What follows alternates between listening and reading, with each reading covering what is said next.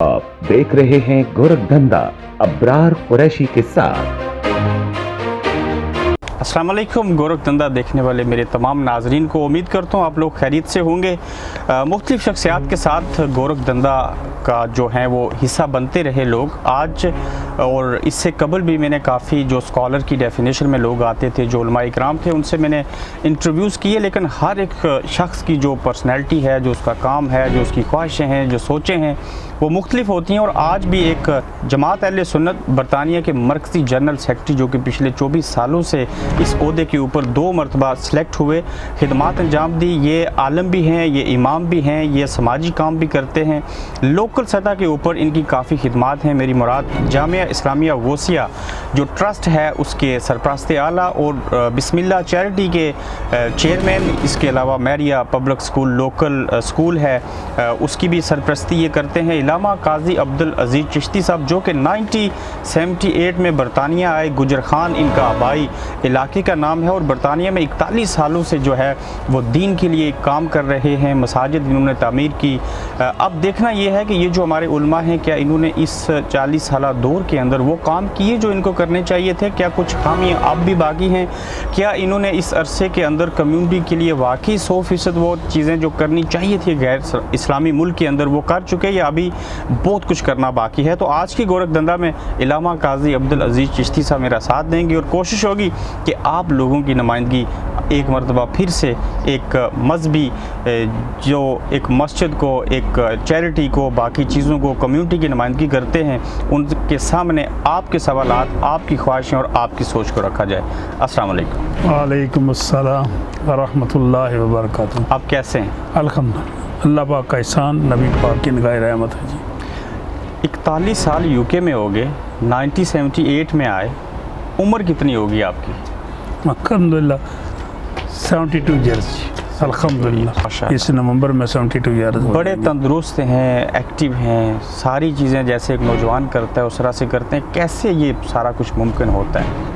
अल्लाह ताला के फजल व करम, नबी करीम अलैहिस्सलाम की निगाह रहमत से मैंने अपने आप को हर वक्त जो आर्जी ज़िंदगी अल्लाह ताला ने अता कर रखी है, मैं ये चाहता हूँ दीन इस्लाम की और आवाम की खिदमत कर गुजरूँ।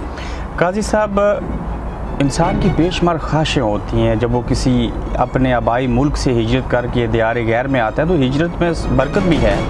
आपका यही इरादा था कि आपने यहाँ पे आके दीन के लिए और मसाजिद के लिए काम करना है? अल्हम्दुलिल्लाह, चूँकि मेरा ताल्लुक़ ही एक मुखालसतन मजहबी घराने से है। मेरे वालिद साहब रहमतुल्लाह अलैह, मेरा दादा जान साहब रहमतुल्लाह ताला, ये सारा ख़ानदान चूँकि मजहबी था और उन्होंने पाकिस्तान में इस्लाम की तरोीज व इशाअत के लिए एक अहम किरदार अदा किया था।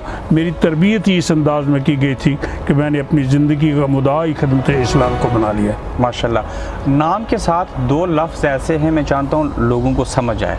काजी अब्दुल अजीज़ चिश्ती। अब्दुल अजीज़ की तो समझ आती है, काजी से मुराद क्या है? अल्हम्दुलिल्लाह, ये एक एजाज़ी अहदा हुआ करता था जो मुख्तलिफ़ औक़ात में जस्टिस के तौर पे काम करते थे। क्योंकि मेरे ख़ानदान के कई अफराद इस अहदे पे फाज रहे, इसलिए हमारे घर के साथ, ख़ानदान के साथ इस नाम को पुकारा और लिखा जाता है। 41 साल पहले जब बरतानिया की धरती पे कदम रखा, पहली नौकरी क्या की? अल्हम्दुलिल्लाह, मैं एज ए विज़िटर आया था और यहाँ बरतानिया के एक शहर रेडिंग में अल्हम्दुलिल्लाह बतौर इमाम मैंने कुछ अर्सा तकरीबन 2 या 3 हफ्ते काम किया है। आप अकेले आए थे और आज आपके पोते यहाँ पे हैं। अल्हम्दुलिल्लाह। कभी सोचा था? ये मेरे गुमान में भी नहीं था कि ऐसा भी होगा जी। जिस मस्जिद में आपने शुरू में काम किया वो उससे कबल एक घर था, आज मिलियन पाउंड की मस्जिद बन गई, फिर आपने एक और मस्जिद बना ली। ये नई मस्जिदें बनाना सवाब था या कोई तफरीक थी? अल्हम्दुलिल्लाह, मैं जब आया, जैसे कि आपने फरमाया, एक छोटा सा घर था। उस घर को अल्लाह ताला की तौफीक, नबी पाक की निगाह रहमत और यहाँ मुस्लिम कम्युनिटी के ताआवन से 2, 4, 6 मकान ख़रीद कर उसे एक बड़ी मस्जिद के तौर पर उसका संग बुनियाद रखने का भी मुझे एजाज़ हासिल हुआ। और अल्हम्दुलिल्लाह उस वक्त बेडफोर्डशायर की सबसे बड़ी पर्पज़ बिल्ट मॉस्क जो है ये जामिया मस्जिद गौसिया थी जी। हमने बरतानिया के अंदर अपने घरों से ज़्यादा खूबसूरत मसाजिद बनाई। ان لوگوں کا جو جذبہ ہے دین کے لیے، آپ پاکستان میں بھی رہے، کیا میں آپ سے پوچھ سکتا ہوں کہ جو جذبہ اسلامی جمہوریہ پاکستان کے اندر لوگوں کا ہے اور جو یہاں غیر اسلامی ملک کے اندر مسلمانوں کا ہے، کتنا بڑا تضاد ہے؟ بہت خوبصورت سوال آپ نے کیا۔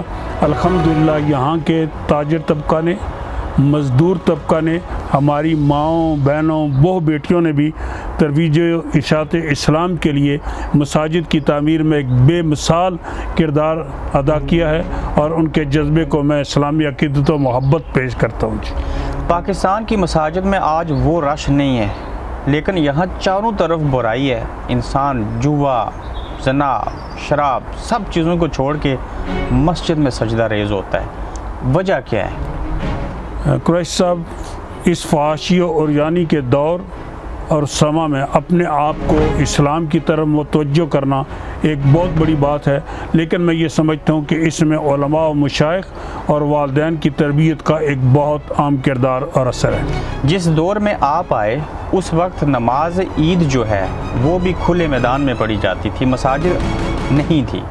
آج مساجد بھی زیادہ، نمازی بھی زیادہ، ایسا ہی ہے؟ یقیناً کیا آپ نے یہ سوچا تھا یہ دور ہم دیکھیں گے؟ یہ تو اس وقت کے حالات کے مطابق بہت مشکل نظر آتا تھا، لیکن جوں وقت بدلتا گیا، حالات بدلتے گئے، اس کے پیش نظر یہ ممکن تھا کہ انشاءاللہ ایک وقت ایسا آئے گا کہ چرچز جو ہیں وہ بھی مساجد میں تبدیل ہو جائیں گے، اور یقیناً آج وہ نظر آ رہا ہے۔ آ رہا ہے۔ جس انگریز نے 200 سال ہمارے اوپر حکمرانی کی، جس چرچ سے لوگ نکل کے ہمارے اوپر حملہ آور ہوتے تھے، جو دین اسلام کے خاتمے کے لیے کام کرتے تھے، ایک حقیقت میں بیان کر رہا ہوں، آج انہی ہی کے چرچ جب مسجد میں بدل گئے آپ کے باقول، تو کیا آپ یہ چیز سمجھتے ہیں کہ آپ کو اور مجھ کو اللہ تعالیٰ کی ذات نے اس کام کے لیے چنا تھا، یہاں لایا گیا؟ یقیناً یہ اللہ تعالیٰ کا خاص فضل و کرم ہے کہ ہم اس کے لائے ہوئے نبی کریم علیہ السلام کے لائے ہوئے نظام حیات کو پروموٹ کر رہے ہیں، اور یہ اس کے فضل اور کرم کے بغیر قریشی صاحب ممکن نہیں تھا۔ اور یقیناً جب ابتدائی طور پہ آیا تو ہم مساجد کے لیے جب پلاننگ پرمیشن کے لیے اپلیکیشن دیتے تھے تو کسی ایک نان مسلم نے یہ کہا تھا کہ ہمیں رکاوٹ نہیں بننا چاہیے، ایک دن آئے گا جس سے ہمارے چرچز سیل پہ لگ رہے ہیں، ان کی مساجد بھی سیل پہ لگیں گی، لیکن اللہ تعالیٰ کے فضل و کرم سے آج بھی چرچز جو ہیں وہ سیل پہ ان کے بورڈ لگے ہوئے ہیں، لیکن مساجد اللہ کا گھر ہے، وہ آباد ہیں، اور قیامت کی صبح تک وہ آباد رہیں گے۔ ٹھیک ہو گیا۔ میں چاہتا ہوں کہ آپ سے تھوڑی سی ہٹ کے باتیں کی جائیں، بسم اللہ۔ چونکہ آپ کا ایک تجربہ بڑا وسیع قسم کا ہے۔ تبلیغ ایک ایسا لفظ ہے جو حسن اخلاق سے پھیلا، 11ویں شریف یا باقی چیزوں سے وہ چیزیں نہیں ہوئی۔ ہم نے جو تبلیغ کا اصل کام تھا، علامہ صاحب آپ کو لگتا ہے کہ ہم نے گوروں تک وہ چیزیں پہنچائی ہیں، غیر مسلموں تک، یا اپنے میں ہی تبلیغ کرتے رہے؟ یقیناً تبلیغ نبی کریم علیہ السلام کی سنت مبارکہ ہے، اور آقا کریم علیہ السلام نے بھی اسلام کی تبلیغ کا جب آغاز کیا تو اپنے گھر سے کیا، اور پھر اس کے لیے خود اللہ کا قرآن بھی کہتا ہے کہ اس پیغام کو عام کرو، اور پھر تبلیغ کا جو طریقہ کار ہے اسے اپنے گھر سے شروع کر کے پھر اپنے محلے کے اندر، شہر کے اندر لوگوں تک اسے پہنچانا چاہیے۔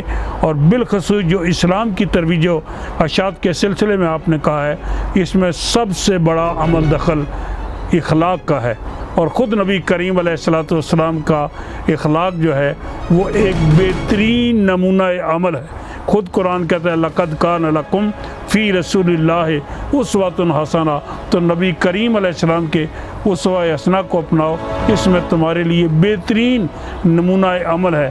حضور کا اخلاق، حضور کا کردار، حضور کی سیرت، حضور کی گفتار، یہ سب ایسا نمونہ عمل ہے جس کو اپنا کر ہم اسلام کی ترویج و اشاعت میں ایک عام کردار ادا کر سکتے ہیں۔ بڑی داڑھی ہے آپ کی، عالم فاضل ہیں، امامت بھی کراتے ہیں، کبھی ہم نے آپ کو پینٹ اور کوٹ میں نہیں دیکھا، سلوار قمیض پہن کے اور اس داڑھی کے ساتھ بطور مسلمان سینہ تان کے غیر مسلموں کے پاس جاتے ہیں۔ احساس کمتری کا شکار نہیں ہوتے؟ الحمدللہ میں کبھی احساس کمتری میں مبتلا نہیں ہوتا، کیونکہ یہ ہمارا مذہبی تو میں یہ نہیں کہہ سکتا، کیونکہ مذہب کے اندر لباس مختلف پہنے جا سکتے ہیں۔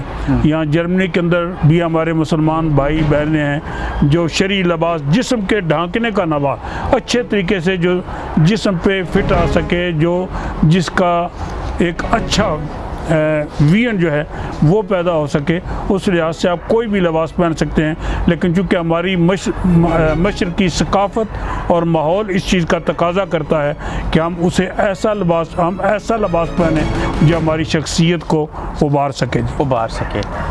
علامہ صاحب، کیا وجہ ہے کہ ہم اس غیر اسلامی ملک کے اندر رہتے ہوئے بہت پھلے پھولے، اس میں کوئی دو رائے نہیں ہے، لیکن آج ہم مستقبل کو دیکھتے ہیں تو وہ اچھا نہیں نظر آ رہا؟ آپ اتفاق کرتے ہیں مجھ سے؟ میں یہ سمجھتا ہوں کہ یہ سوچ منفی سوچ ہے۔ اللہ تعالیٰ کی رحمت سے کبھی مایوس نہیں ہونا چاہیے۔ میں یہ دیکھ رہا ہوں کہ جب رشدی کا یہاں فتنہ اٹھا تو نوجوان نسل کو ہم نے میدان عمل میں بوڑھوں کے مقابلے میں بڑھتے ہوئے آگے دیکھا، اور جب کبھی اسلام پر مشکل وقت آیا تو ہمارے نوجوان ہمیشہ بڑھ کر آگے ہوتے ہیں۔ میں یہ سمجھتا ہوں کہ ہمارے نوجوان جن کے دلوں کے اندر اسلام کی عظمت، نبی پاک کی محبت ہے، وہ یقیناً ان کی شخصیات کو دیکھ کر میں یہ سمجھتا ہوں کہ یورپ میں اسلام کا مستقبل بہت اچھا ہے۔ آپ اس بات کو محسوس کرتے ہیں کہ ہمارے پاس حافظ قرآن نئے پیدا نہیں ہو رہے اور اسکالر نہیں بن رہے؟ بیسیکلی اس کی وجہ یہ ہے کہ بہت سے سکولز ہیں، کالجز ہیں، دینی ادارے ہیں جہاں سے بچوں کو حفظ کرایا جا رہا ہے، لیکن اتنی بڑی تعداد میں نہیں۔ اس کی وجہ یہ ہے کہ بچے حفظ کرنے کے بعد وقت نہیں دے سکتے، اور قرآن پاک کو یاد کرنے کے لیے وقت کی ضرورت ہے، اور اس پر جب پوری توجہ نہ دی جائے تو قرآن پاک حفظ نہیں ہو سکتا ہے، اور پھر وہ یاد نہیں کیا جا سکتا۔ حالانکہ قرآن یسرنا القرآن ہے، اس کا سمجھنا پڑھنا بڑا آسان ہے، لیکن وقت کے تقاضوں کے مطابق ہمیں یہ دیکھنا ہوگا کہ قرآن پڑھیں، حفظ کریں، لیکن اس کی تعلیمات پر عمل بھی کریں، سوچ سمجھ کر پڑھیں۔ کیا اگر میرا بیٹا، میرا بھائی، آپ کا کوئی عزیز یا کمیونٹی میں سے کوئی شخص، کسی کا بچہ قرآن پاک حفظ کرنے آئے تفسیر کے ساتھ، تجدید کے ساتھ، کیا وہ اس نیت سے صرف حفظ کرے کہ اس کو مسجد میں جاب ملے گی؟ نہیں، ایسی سوچ فکر نہیں ہونی چاہیے۔ اسے اللہ کا قرآن سمجھ کر اور اپنا مستقبل آخرت سنوارنے کے لیے قرآن کی تلاوت کرنا چاہیے اور پڑھنا چاہیے۔ آپ کے کافی سارے سماجی کام ہیں، میں چاہتا ہوں کہ لوگوں تک وہ پہنچیں۔ سب سے پہلے یہ بتائیں کہ جو بسم اللہ چیریٹی ہے، اس کے اغراض و مقاصد کیا ہیں؟ آپ کرتے کیا ہیں جب لوگ آپ کو فنڈنگ دیتے ہیں؟ بسم اللہ، الحمدللہ اس کے لیے ہم بہت کام کر رہے ہیں۔ اس حوالے سے سب سے بڑا جو پروجیکٹ ہے ہمارا پاکستان آزاد کشمیر کے اندر، وہ ہے تھیلاسیمیا کے وہ پیشنٹ جو خون کی مرسی بیماری میں مبتلا ہیں، اور ہم نے ان بچوں کو اپنے بھائیوں کے تعاون سے کراچی فاطمید والوں کے ساتھ، لاہور سندس فاؤنڈیشن والوں کے ساتھ، راول پنڈی تھیلاسیمیا سوسائٹی کے ساتھ، آزاد کشمیر میں میرپور ڈسٹرکٹ ہیڈ کوارٹر اسپتال کے اندر بچوں کو سپانسر کیا ہوا ہے، اور ان بچوں کے ادویات اور ان کے تمام علاج کا پورے سال کا خرچہ جو ہے وہ ہمارے ڈونر کر رہے ہیں۔ اللہ تعالیٰ عزت آبرو میں برکت عطا فرمائے۔ اب تک کتنے تھیلاسیمیا کے بچوں کا علاج ہو چکا ہے اور مزید کتنے رہتے ہیں؟ میں یہ عرض کرتا ہوں کہ یہ سینکڑوں کی تعداد میں ان کا علاج ہو رہا ہے، اور بہت سے بچے آج بھی ہم نے مختلف جگہوں پہ اسپانسر کیے ہوئے ہیں۔ اگر آپ کا بیٹا اس بیماری سے نہ گزرتا تو کیا آج آپ تھیلاسیمیا کے مریضوں کا علاج کرتے؟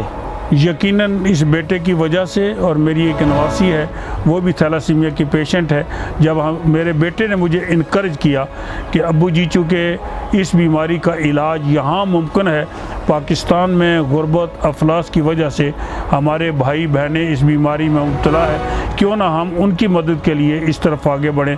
یقیناً میرے بیٹے کی انکریج کی وجہ سے ہم نے اس پروجیکٹ کا آغاز کیا تھا۔ ہمارے پاکستان کے ایک سابق وزیر کہہ لیں یا انٹیریئر منسٹر کہہ لیں، انہوں نے جب یہاں سے میت جاتی ہے جو، اس کے لیے ایک قانون پاس کیا تھا کہ اس کے ٹکٹ کے پیسے نہیں لیں گے۔ اس سے بات آگے نہیں بڑھی۔ یقیناً جو انہوں نے قدم اٹھایا تھا، آج بھی باڈی جو ہے پاکستان میں، specially Pakistan international airline کے ذریعے کوئی میت آپ بھیجیں تو اس کے کوئی چارجز نہیں ہیں، سوائے وہ بہت ہی مختصر نامینل چارجز ہیں، باڈی آلموسٹ فری ہی جاتی ہے۔ آج سے 20 سال قبل اگر بات کریں، جب کوئی پاکستانی کشمیری وفات پاتا تھا تو تب ریشو زیادہ تھی پاکستان میت جانے کی، آج کم ہے، وجہ بتا سکتے ہیں؟ اس کی وجہ یہ ہے کہ ہماری فیملی اس وقت ڈیوائیڈڈ فیملی تھی، ہمارے زیادہ خاندان کے افراد پاکستان میں تھے، تقریباً 80-90% لوگ اپنی میتوں کو پاکستان بھیجتے تھے، لیکن آج وہ یکسر تبدیلی آ چکی ہے۔ ہماری تمام آئندہ آنے والی نسل، جس میں ہمارے بیٹے ہیں، بیٹیاں ہیں، بہویں ہیں، پوتے پوتی ہیں، وہ سارے یہاں سیٹل ہو چکے ہیں۔ اس بنیادوں پر آج کل 90% لوگ یہاں تدفین کرتے ہیں۔ شرعی طور پہ بھی یہی حکم ہے کہ جہاں جس کا انتقال ہو وہاں ہی اسے جلد از جلد دفن کرنا چاہیے۔ برطانیہ میں آئے تو ہم عیسائیوں کے پڑوسی بنے، مر گئے تو پھر بھی ان کے پڑوسی بنے، الگ قبرستان کیوں نہیں ہے؟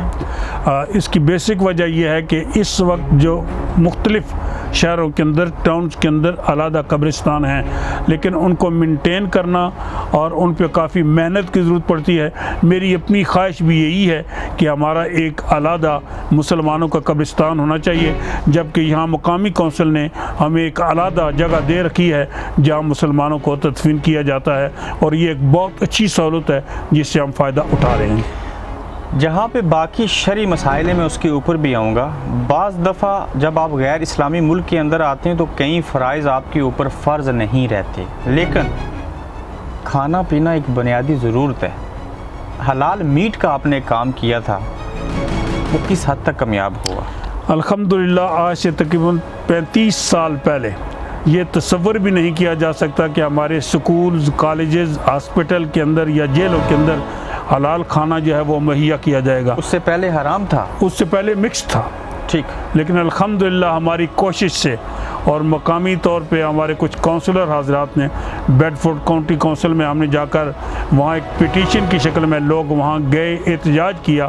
اس کے بعد الحمدللہ لٹن کے جتنے سکولز ہیں، کالجز ہیں، ہاسپٹل ہیں، جیل ہیں، ان سب میں حلال کھانا جو ہے وہ مہیا کیا جا رہا ہے۔ مہیا کیا جا رہا ہے، الحمدللہ۔ الحمدللہ۔ میریا پبلک اسکول آپ نے بنایا، اس کے ساتھ نرسری ہے، یہ آپ کے دماغ میں آئیڈیا کیسے آیا؟ الحمدللہ لگتا تھا ہمارے بچوں کا مستقبل خطرے میں ہے؟ یقیناً میری تو یہ خواہش اور تمنا تھی شروع سے ہی کہ ہر مسجد کے ساتھ ایک علیحدہ سکول ہونا چاہیے، اٹیچ سکول ہونا چاہیے، جیسے کہ چرچز کے اندر سکول جو ہے وہ کمیونٹی اپنے طور پہ بناتی ہے۔ تو یہاں الحمدللہ میرا بیٹا صاحبزادہ قاضی ضیاء المصطفیٰ صاحب، جو مقامی 6 فارم کالج کے اندر لیکچرار تھے، انہوں نے یہ فیصلہ کیا کہ مجھے اپنا سکول بنانا ہے۔ ہم نے 6 بچوں سے اس کا آغاز کیا تھا۔ آج الحمدللہ 110 بچے جو ہیں اس میریا پرائمری اسکول کے اندر ہے، اور نرسری میں اس کے علیحدہ ہیں۔ جی، عام سکول میں پڑھنے والے بچوں میں اور آپ کے سکول میں پڑھنے والے بچوں میں فرق کیا ہے؟ یقیناً آفسٹڈ کے نظام کے اندر، سلیبس کے اندر ہم یکساں ہیں، لیکن ایڈیشنل جو اسلامی تعلیم ہے وہ میریا اسکول کے اندر دی جا رہی ہے۔ جی، میریا اسکول کے اندر دی جا رہی ہے۔ اب تک آپ کی زندگی کا ایسا کام، آپ بہت ایکٹیو ہیں، کافی لوگوں کے کام کرتے ہیں، اس عمر میں بھی رہتے ہیں، وہ کون سا ایک کام تھا جس کو کر کے آپ کو زیادہ خوشی ہو؟ یقیناً میں یہ سمجھتا ہوں سب سے بڑی خوشی یہ ہے کہ میں نے اس ٹاؤن کے اندر مسجد کا سنگ بنیاد رکھا، اس کے بعد ایک ادارہ جامعہ اسلامیہ غوثیہ بنایا، اس کے بعد یہاں کی میرج رجسٹریشن کے جو ہیں وہ تمام مراحل حاصل کیے۔ ہمارے ہاں رجسٹر کی جانے والی میرج نہ صرف اسے اسلامی طور پر بلکہ اس قانون کے مطابق، ملکی قانون کے مطابق جو ہے اسے تسلیم کیا جاتا ہے۔ اور اس کے علاوہ سب سے بڑی بات یہ ہے کہ مقامی قبرستان کے اندر وہ تمام سہولیات ہم نے حاصل کر لی ہیں جو ممکن ہے کسی دوسرے ٹاؤن کے اندر جو ہے وہ نہ ہوں۔ پورے یو کے میں جب کوئی مسلمان جوڑا شادی کرتا ہے تو اس کے پاس ایک ہی آپشن ہے انگلش میرج کو رجسٹرڈ کروانے کے لیے، وہ میرج رجسٹرار آفس جائے، لیکن آپ کے ہاں سنا ہے کہ آپ وہ کام اپنے ہاں بھی کرتے ہیں۔ الحمدللہ مقامی طور پر لوکل رجسٹرار آفس میں جا کر नोटिस करना पड़ता है, नोटिस देना पड़ता है। उसके बाद वो जामिया इस्लामिया गौसिया में आकर मैरिज सेरेमनी कर सकते हैं, क्योंकि मुझे लोकल गवर्नमेंट की तरफ से, लोकल रजिस्ट्रार ऑफिस की तरफ से बाकायदा रजिस्टर मुहैया कर दिया गया है। अब वही काम जो रजिस्ट्रार ऑफिस में होता है वही रजिस्टर जामिया इस्लामिया गौसिया में भी मेरे पास मौजूद है, और उसकी रजिस्ट्रेशन को बाकायदा हुकूमत बरतानिया तस्लीम करती है। इलामा साहब, आपकी मस्जिद में मैंने खुद देखा कि member of parliament, house of Lords के रुकन, मैं गोरों की बात कर रहा हूँ, काउंसलर, ब्यूरोक्रेट, सारे लोग आते हैं। क्या आप उनको सिर्फ इस खातिर बुलाते हैं कि वो हमारे उस प्रोग्राम में आएँ, एज ए मेहमान बैठें, या आप समझते हैं कि ये एक वे है उन तक मैसेज पास करने का कि हम कितने अच्छे लोग हैं? कुरैशी साहब, फिर एक मरतबा मैं आपका शुक्रिया अदा करूँगा कि ये बड़ा एक अहम सवाल आपने किया है। इसकी सबसे बड़ी बात तो यह है कि इस्लाम की तालीमात उन तक पहुँच जाए, और दूसरा एक रिलेशनशिप जो है उनके साथ कायम रहे, और हमारे आपस में तल्लुकात जो है वो बेहतर इस्तवार हो सकें, और हम अपनी नीड्स अच्छे तरीके तक उनसे पहुँचा सकें।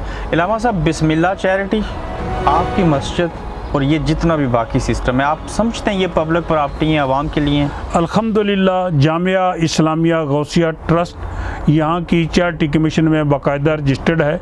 बिस्मिल्लाह चैरिटी बाकायदा यहाँ चैरिटी कमीशन के अंदर रजिस्टर्ड है।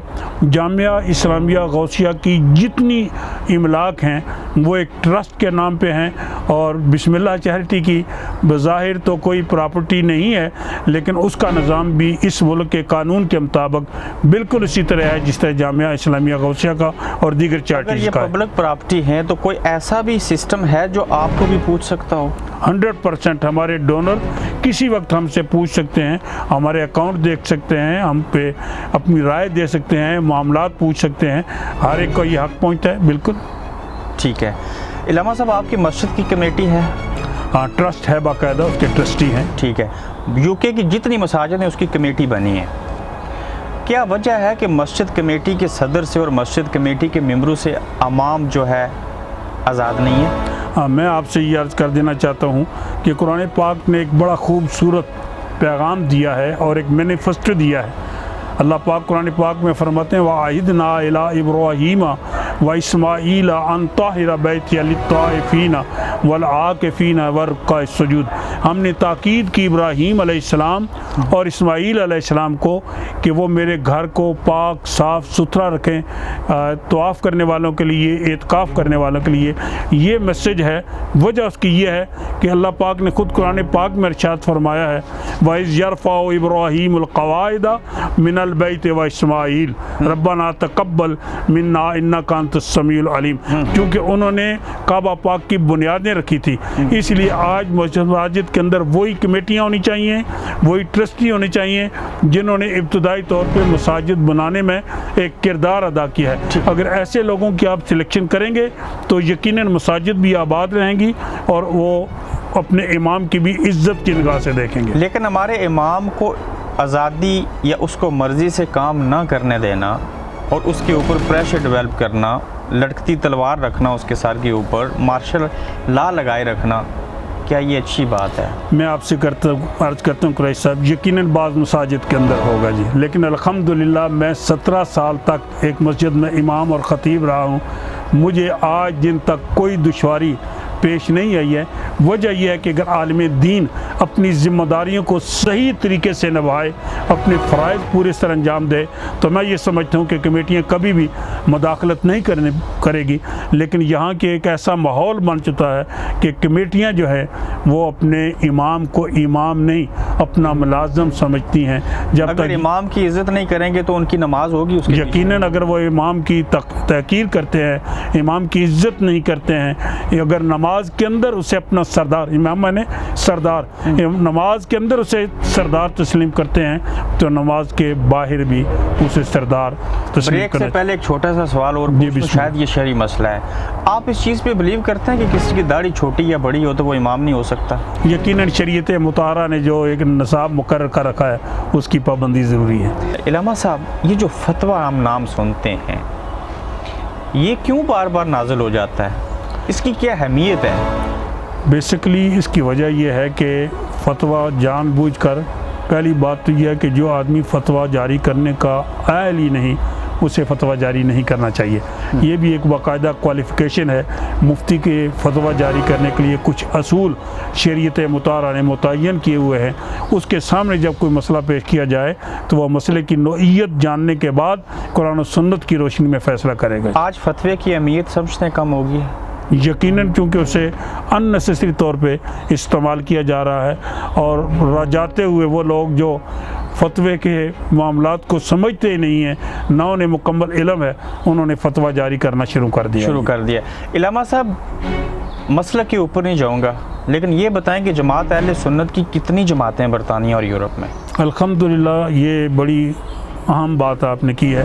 بیسیکلی جب میں 1978 میں آیا تو اس وقت ہماری یہ کوشش تھی کہ اہل سنت کو متحد اور منظم کیا جائے، اور میرے استاد گرامی ہیں مفکر اسلام علامہ ڈاکٹر پیر سید عبدالقادر شاہ صاحب گیلانی، اور کچھ علماء کرام جن میں علامہ احمد نثار بیگ قادری صاحب، علامہ پیرزادہ امداد حسین صاحب، میں اور دیگر مولانا محمد بوستان قادری صاحب، علامہ پیر سید زاہد حسین شاہ صاحب رضوی مل کے بیٹھے تو ہم نے اس جماعت کی بنیاد بیسکلی اس کی بنیاد قبلہ مفکر اسلام نے رکھی تھی۔ آج بھی اس کے سرپرست اعلیٰ ہیں، لیکن یقیناً اس کے درمیان مختلف اوقات میں گروہ بندیاں ہوتی رہیں، اور جماعت جو ہے اس وقت برطانیہ میں اہل سنت کے نام پر 4 جماعتیں۔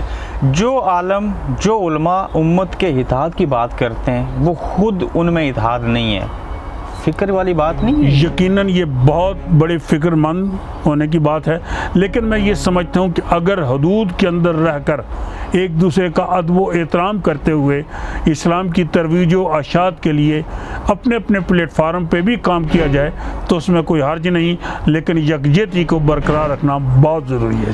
اچھا، چھوٹی سی وجہ بتا دیں کہ اتحاد نہ ہو کے تقسیم کر کے 4 جماعتیں اہل سنت کی صرف برطانیہ میں بننے کی وجہ کیا ہے؟ انا کا مسئلہ ہے؟ 100% اپنی انا کا معاملہ ہے۔ انا کا معاملہ۔ علامہ صاحب، اتحاد نہ ہو تو عید بھی ایک ساتھ نہیں ہو سکتی، ایسا ہی ہے؟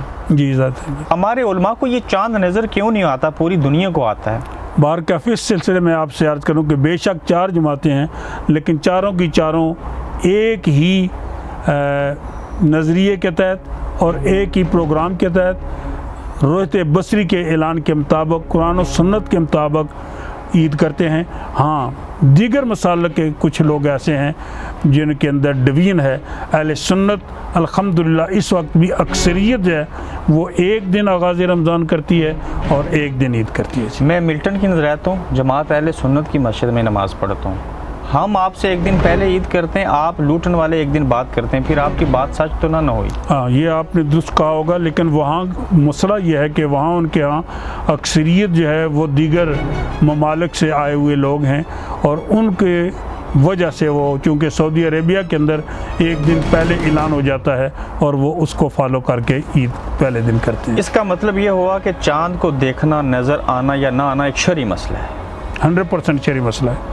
تو یہ شریعت باقی جگہوں پہ نافذ کیوں نہیں ہوتی؟ آلموسٹ اسے کرنا چاہیے، ہونا چاہیے، اور اپنی ذات کو ہم یہ چاہتے ہیں کہ کچھ ایسے لوگ ہیں جو چاہتے ہیں جی عید ایک دن پہلے کر لیں، فطرانہ زیادہ اکٹھا ہو جائے گا، پھر زیادہ مسجد کی آمدن ہو جائے گی، جبکہ شریعت کی بالادستی کو برقرار رکھتے ہوئے جس مقصد کے لیے مساجد بنی ہیں ان کو پورا کرنا چاہیے۔ کیا آپ کو لگتا ہے کہ چندہ جمع کرنے کے لیے بعض علماء دوسرے دن عید رکھتے ہیں؟ یقیناً ان میں کچھ لوگ ایسے ہیں جن کے ذہن میں یہ بات ہے کہ پہلے دن چندہ زیادہ اکٹھا ہوتا ہے۔ چاند کے مسئلے کے اوپر شریعت آڑے آ گئی، لیکن مکان کی مورگیج لینے کے اوپر سارے ایک ہی پروسیس سے گزرتے ہیں، وہاں شریعت نہیں نظر آتی؟ یقیناً چاند کے مسئلے سے میں آپ سے یہ عرض کروں کہ بڑا واضح اور کھلا ہے۔ آقا کریم علیہ السلام کا ارشاد ہے کہ چاند دیکھ کر روزہ رکھو اور چاند دیکھ کر عید کرو۔ موجودہ حالات میں ہم آبزرویٹری کی طرف بھی جا سکتے ہیں کہ آبزرویٹری اگر ہم نماز کے لیے کبھی باہر نکل کر کبھی نہیں دیکھتے ہیں سورج غروب ہو گیا ہے کہ نہیں یا ابھی طلوع ہوا ہے کہ نہیں، اگر ہم گھڑی کو دیکھ کر نماز ادا کر سکتے ہیں تو موسمیات کے محکمہ سے بھی آبزرویٹری سے بھی اطلاعات لینے کے بعد کہ چاند کب قابل رویت ہے تو اس وقت ہم اس کے بہت بڑی مطابق کر بات سکتے کر ہیں دیا آپ نے. تو اس کا مطلب یہ ہوا کہ دور حاضر کے اندر جو جدید ٹیکنالوجی ہے، گوروں کو پتہ ہے کہ ہر سال ہر مہینے میں کون سا چاند کس تاریخ کے اوپر نکلے گا. اگر آپ اس کو فالو کر لیں یا ایسا پرپوزل لایا جائے تو یہ ممکن ہے. میں آج بھی یہی عرض کروں گا کہ سب سے پہلے شریعت کی بات ہے، اس کے بعد آبزرویٹری اگر ہم اس کو فالو کر لیں، اور رویت بصری کو یعنی جب آبزرویٹری یہ اطلاع دے کہ اس وقت چاند قابل رویت تھا، برطانیہ میں نظر آ سکتا تھا، تو ہمیں فالو کرنے میں کوئی حرج نہیں. اس کا مطلب کہ ہمیں سائنٹسٹ چاہیے، علماء نہیں چاہیے ان کے لیے. یقیناً سائنس سے ہم استفادہ کر سکتے ہیں قرآن و سنت کی روشنی میں. علامہ صاحب، ہماری چوتھی نسل اس ملک میں ہے. یوتھ کے حوالے سے والدین بہت فکر مند ہیں. کیا صرف مسجد میں آنا، نماز پڑھ لینا چھٹی کے بعد کبھی وقت ملے، یا 2 گھنٹے کے لیے جو بچے ڈیلی آتے ہیں یہ کافی ہے؟ میں آپ کے ساتھ بالکل اتفاق کرتا ہوں. نوجوان نسل کو بالخصوص بچوں کی تعلیم کے لیے نہ صرف علماء کی ذمہ داری ہے، اس میں والدین کو بھی اہم کردار ادا کرنا ہوگا.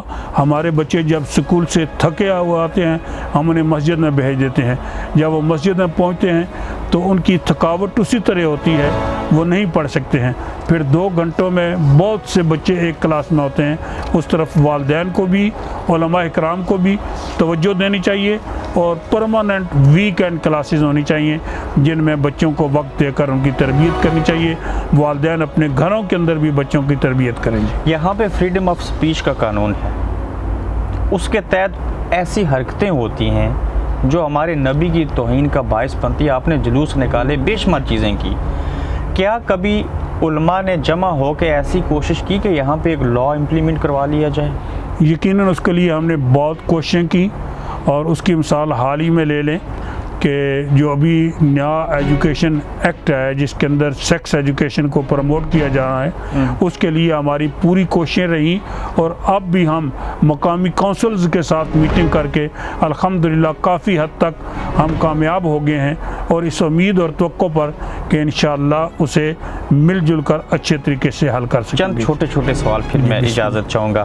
پاکستان کے حوالے سے بھی بات کر لوں. یقیناً کوئی آزاد کشمیر کا بالخصوص وزیر، منسٹر، پرائم منسٹر ایسا نہیں ہوتا جو آپ کے دولت خانے پہ نہ آئے یا آپ کے کسی پروگرام میں نہ آئے. کبھی کسی سے متاثر ہوئے؟ یقیناً سردار عبدالقیوم خان صاحب مرحوم رحمۃ اللہ تعالیٰ ایک اچھے انسان تھے، اور انہوں نے تحریک آزادی کشمیر کے لیے ایک اہم رول کردار ادا کیا ہے. اور موجودہ جو وزیر اعظم ہیں وہ بھی کشمیریوں کے لیے ایک بہت محبت کا درد رکھتے ہیں. میں نے انہیں سنا ہے، ان سے ملاقات کی ہے. تحریک کشمیر میں وہ ایک اہم کردار ادا کر رہے ہیں. اس وقت ہمارے ملک کے وزیر اعظم ہیں عمران خان صاحب. یونائٹڈ نیشن میں انہوں نے سارے داغ دھو دیے. متاثر ہوئے ان کی تقریر سے؟ یقیناً انہوں نے اسلام کو اچھے انداز میں اور نبی کریم علیہ السلام کی تعلیمات کے حوالے سے جو گفتگو کی ہے وہ مبارکباد کے مستحق ہے.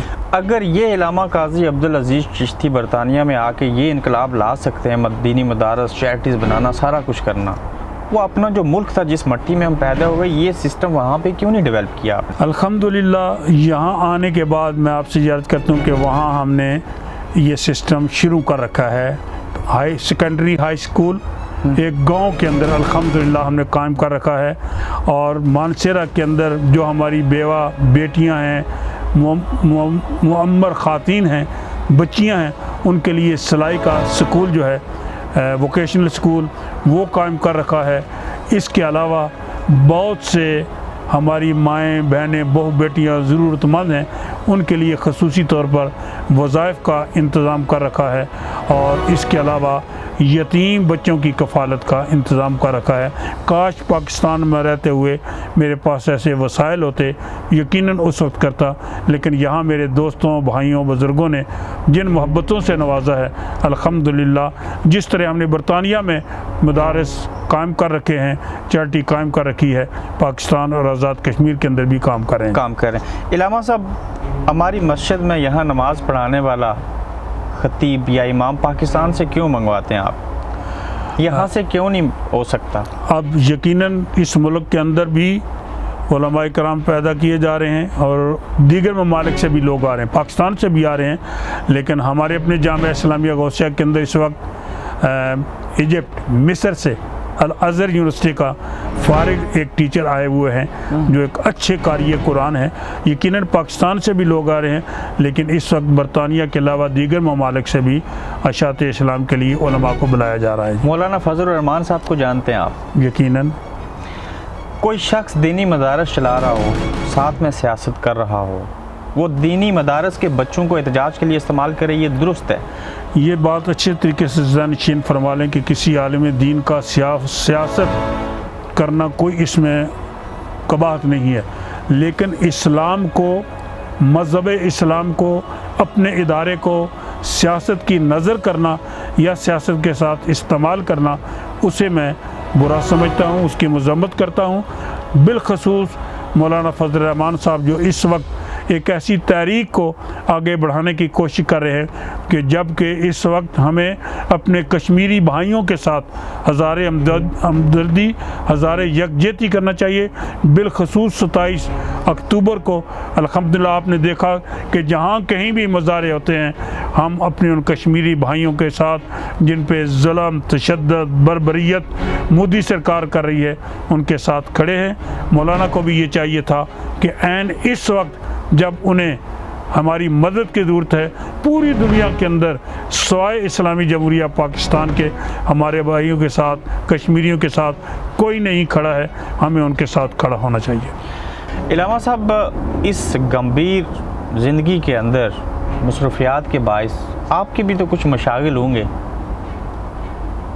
میں یہ سمجھتا ہوں کہ جو مشاغل اس وقت اللہ پاک کی توفیق اور عنایت سے مذہبی خدمات کے علاوہ میں جو خدمت خلق کر رہا ہوں، اللہ قبول کر لے، اور یہ میرے لیے بہت بڑا اعزاز ہوگا. جی اتنا اچھا سٹیمنا اور آپ کی ویل پاور ہے، فون کے اوپر وقت دیتے ہیں، فزیکلی آگے پیچھے جانا، ساری چیزیں کرتے ہیں. کبھی کبھی فیل ہوتا ہے کہ آپ نے آپ کے لیے وقت نہیں نکالا؟ یقیناً یہ آپ نے بڑی اچھی اور خوبصورت بات کی ہے، لیکن میں یہ سمجھتا ہوں کہ اپنے بھائیوں کے لیے، بہنوں کے لیے، اپنی کمیونٹی کے لیے جو وقت دے رہا ہوں، یہ میرے لیے بہت بڑا اعزاز ہے. یہ بہت بڑا اعزاز ہے. شعر و شاعری اگر آتی ہے تو ایک شعر سنا دیں جاتے جاتے. کہ محمد سے وفا تو نے تو ہم تیرے ہیں، یہ جہاں چیز ہے کیا لوح و قلم تیرے. غیر اسلامی ملک کے اندر جب محفل میلاد نکالتے ہیں، ریلی نکلتی ہے، سارا کچھ ہوتا ہے، وہ جب سارا سینیریو دیکھتے ہیں، فخر کرنے والی باتیں ہوتی ہیں. یقیناً گزشتہ 40 سال سے ہر سال مجھے یہ بھی اعزاز اور فخر ہے کہ لیوٹن میں سب سے پہلے جشن میلاد النبی صلی اللہ علیہ وسلم کا جلوس کی شکل میں اس کا آغاز میں نے اور میرے ساتھیوں نے کیا تھا.